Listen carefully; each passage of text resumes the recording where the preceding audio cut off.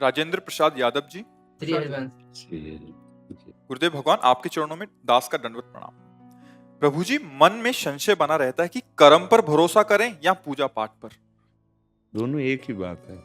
आप उसको विलग क्यों कर रहे हैं? कर्म ही पूजा है ना।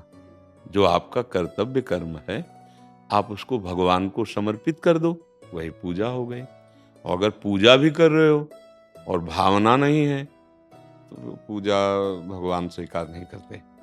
भगवान कहते हैं भाव का भूखा हूं मैं और भाव ही एक सार है। भाव से मुझको भजे तो भव से बेड़ा पार है। भाव बिन सुनी पुकारे मैं कभी सुनता नहीं। भाव पूरित टेर ही करती मुझे लाचार है। आप किसानी कर रहे हो, उसे भगवान को समर्पित करो, पूजा हो गई।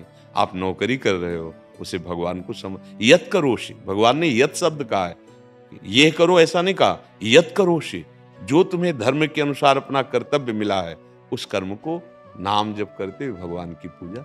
एक एक फावड़ा में नाम करो, जैसे माला में।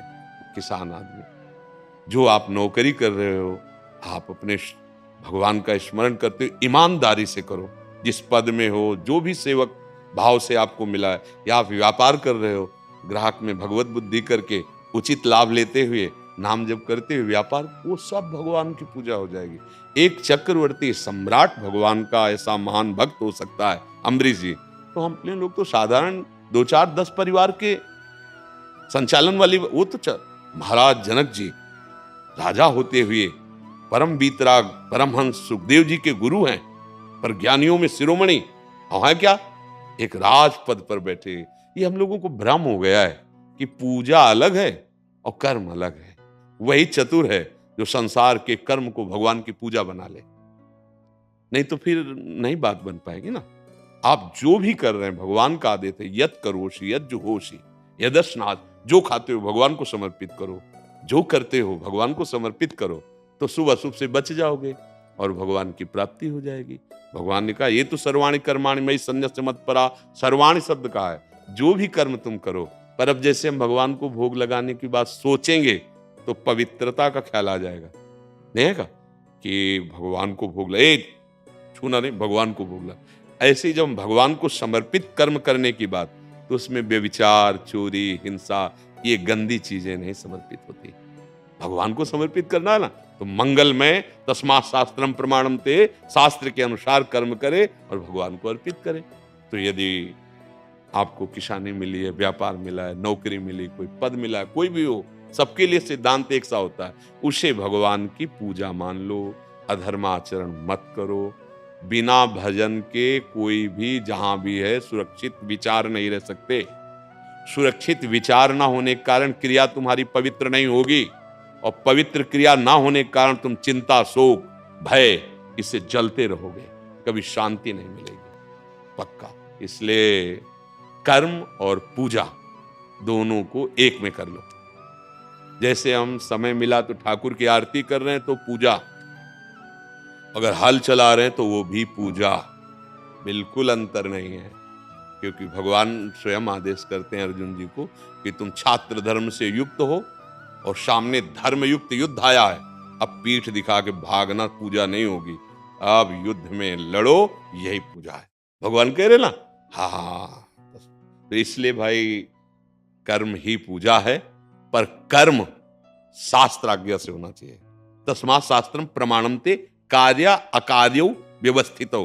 कार्य और अकार्य की, विधि और निषेध की, धर्म और अधर्म की व्याख्या शास्त्र। अब शास्त्र नहीं पढ़े, नहीं समझ में आता, तो संतों की वाणी में है।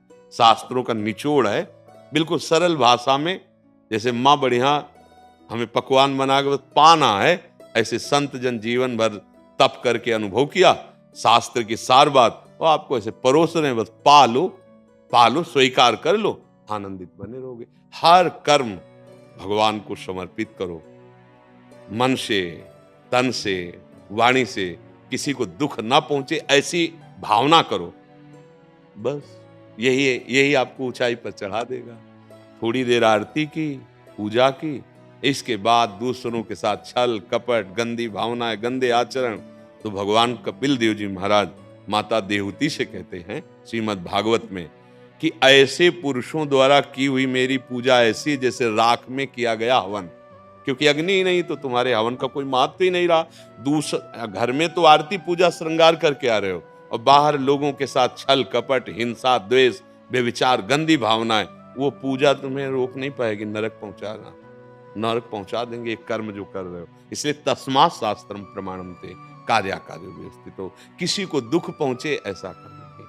अब जैसे कोई कह दे कि किसी को दुख नहीं पहुंचे तो युद्ध में, तो इस समय तुम छात्र धर्म से युक्त हो, तुम्हारे सामने युद्ध उपस्थित है, मतलब विवेक की जरूरत है।